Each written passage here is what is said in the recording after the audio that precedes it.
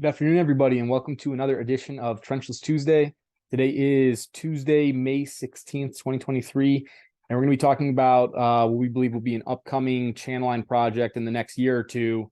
As you guys can see here, this picture's from inside the culvert from several years ago. This DOT has had this culvert on the to-do list for quite some time. As you guys can see, it's starting to fail, and they actually about 10 years ago now, invert paved the bottom of the culvert as well, as I'm sure most of you guys know if you've been around the industry long enough. Invert paving is a temporary band-aid, and it'll give you about 10 more years or so. And with that culvert starting to come down, they've evaluated quite a few options. And until this past year, they didn't even know that the channel line technology existed, which is really where their sweet spot is, because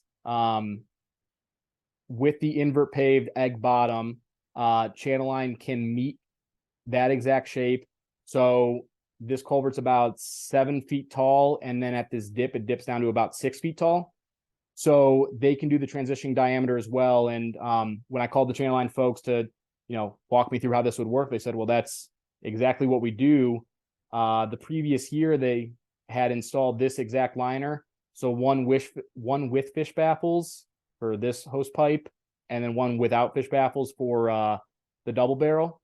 And this one does include the transition diameters, which this project didn't include, but once again, that's right in their wheelhouse. Transition diameters, egg shapes with bends, inlet control devices like this one with the funnel here that was installed in Boston last year. And then any of those completely irregular shapes, they can make fully structural 100 to 150 plus for any of those given projects. So if you guys have any of those head scratchers out there, feel free to give us a call and we're happy to help out.